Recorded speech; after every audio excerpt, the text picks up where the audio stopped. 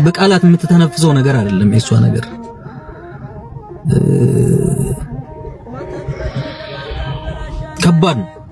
ከባድ ነው።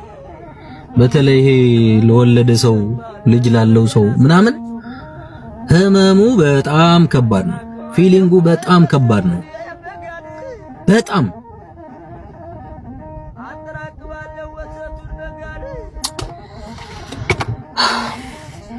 ብቻ ምንም ማለት አልችልም። እኔ አንድ የተረዳሁት ነገር ግን የዚህ የህገወጥ መንገድ የገመዱ ጥልቀት ኔትወርኩ እጅግ በጣም ውስብስብ፣ እጅግ በጣም ከባድ፣ ማንም ምንም ቢሆን ምንም ልታደርግ የማትችልበት፣ በህግ መጠየቅ የማትችልበት፣ በምንም መጠየቅ የማትችልበት አደገኛ መስመር ነው። አደገኛ መስመር ነው። የምሬን ነው የምላችሁ። ሁላችሁም ቢሆን ትምህርት ውሰዱ። ሁሉም ስደተኛ ትምህርት ሊወስድ ይገባል። ከሚያየው፣ ከሚሰማው፣ ከሚሆነው ነጋ ጠባ ነው ሰው ህገወጥ ስደት ይቆም፣ ህገወጥ ስደት ይቆም፣ ህገወጥ ስደት ይቆም እያልን የምንጮኸው ያለ ምክንያት አይደለም። አስባችሁታል? እንደው ሃና ኦኬ በቃ የሃና ነገር ምንም ሁላችሁም የምታውቁት ነገር ነው። ግን በሃና ምክንያት ትናንት ጠፍተዋል የተባሉ ልጆች ላይቭ ላይ ሲታዩ የነበሩ አይታችኋቸዋል? ቁጥራቸው ምን ያህል እንደሆነ። እነዛ ሁሉ ሰዎች፣ እነዛ ሁሉ ሴቶች፣ ወንዱም ሴቱም አድራሻው ያልታወቀ ነው። እዚህ ደርሷል አይባልም።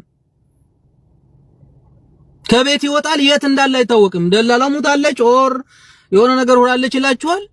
ከዛ በኋላ አይታወቅም። ይሄ ሁሉ ወጣት፣ እነዚህ ሁሉ ሴቶች ገና ለጋ እድሜያቸው ከ18 እስከ በ20ዎቹ ላይ ያሉ ባለፈው ቤተሰቦቻቸው ላይ ላይቭ ላይ መጥተው አፋልጉን ሲሉ የነበሩ ማለት ያ ሁሉ ሴት እንደወጣ የቀረ ነው።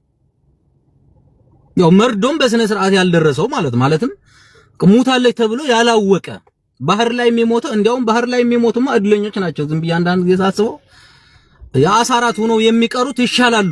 የእውነቴን ነው የምላችሁ። በአንድም ይሁን በሌላ መንገድ አስክሬናቸው ባህር ዳርቻ ላይ ሲንሳፈፍ የተገኘው እነሱ ይሻላል። ቢያንስ ቤተሰብ ሙተዋል ብሎ እረፍት በቃ ሙተዋል ልጄ ብሎ ይወስናል። ያንዳንዱ እኮ የእድሜ ልክ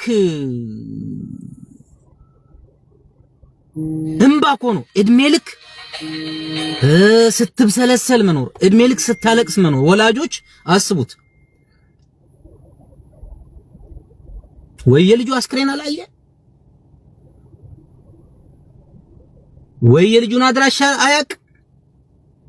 ወላጅ እድሜ ልኩ እያለቀሰ ይኖራል ማለት ነው።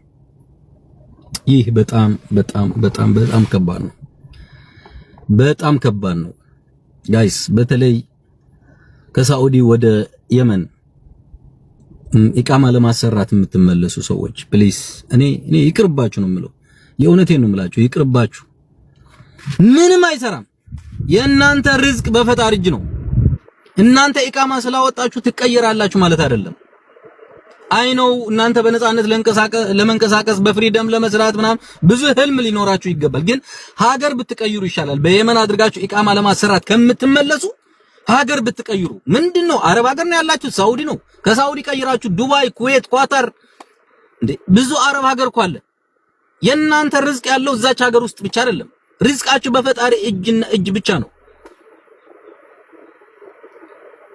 ገባችሁ አይደለ?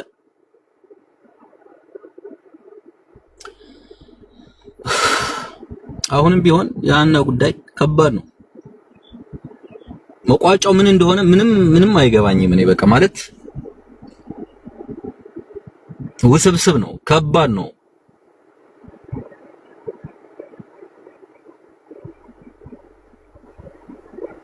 አላቅም ብቻ ሚዲያ አንዳንድ ጊዜ ይጠቅማልም አንዳንድ ጊዜ ይጎዳልም።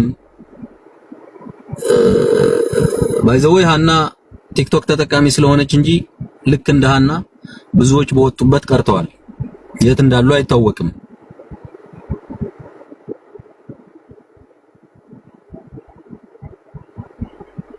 ሌላው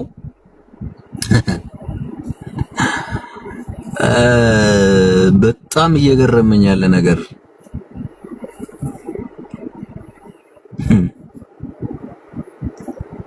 ሰውማ ተበላሽቷል ጋይስ፣ ሰው ተበላሽቷል። የኛን ፎቶ እየዘቀዘቃችሁ እኛን የምትሳደቡ ሰዎች ምናምን፣ በመጀመሪያ ደረጃ እኔ ብሬክስ መስሚያዬ ጥጥ ነው። አንድ ነገር ልንገራችሁ፣ ብሬክስ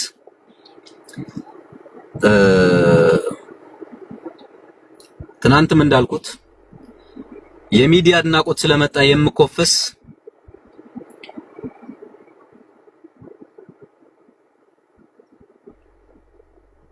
የሚዲያ ጋጋታ ጩኸት ስለበዛ ደግሞ የምበረግግ ሰው አይደለሁም። ሚዲያ ትናንት ወይም ዛሬ አይደለም የመጣሁት። ኦኬ 15 ዓመቴ ነው እዚህ ሚዲያ ላይ ያለሁት። ገባችሁ አይደለ?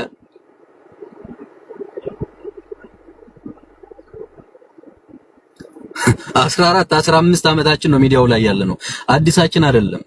እናንተ ጤነኞች ያልሆናችሁ አሁን እየመጣችሁ እኔ አላቅም። የሰው ልጅ ስብዕና ሰው ከእናቱ ማህፀን ሲፈጠር ከፍጥረታት ሁሉ ተለይቶ የተሰጠው ነገር ቢኖር ለሰው ልጅ ህሊና የሚባል ነገር ነው። ህሊና ተሰጥቶታል። እውነትን ከእውነት ጋር አለመቆም፣ ከህሊና ጋር አለመጓዝ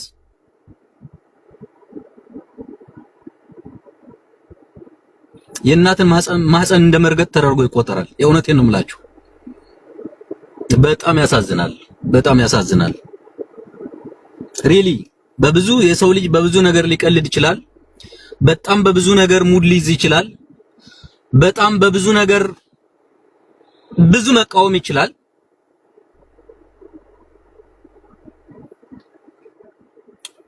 ብቻ ጥሩ ነው።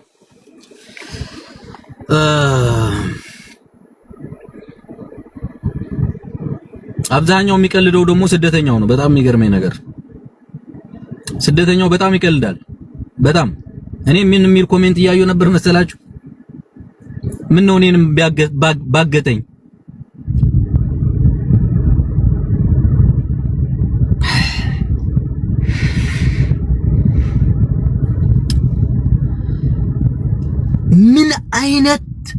ምን አይነት ጭንቅላት ነው ይሄ? ምን አይነት ጭንቅላት ነው? ከምንድን ነው እንደዚህ አይነት አመለካከት ያላችሁ ሰዎች ከምንድን ነው የተሰራችሁት? አእምሯችሁ ከምንድን ነው የተገነባው?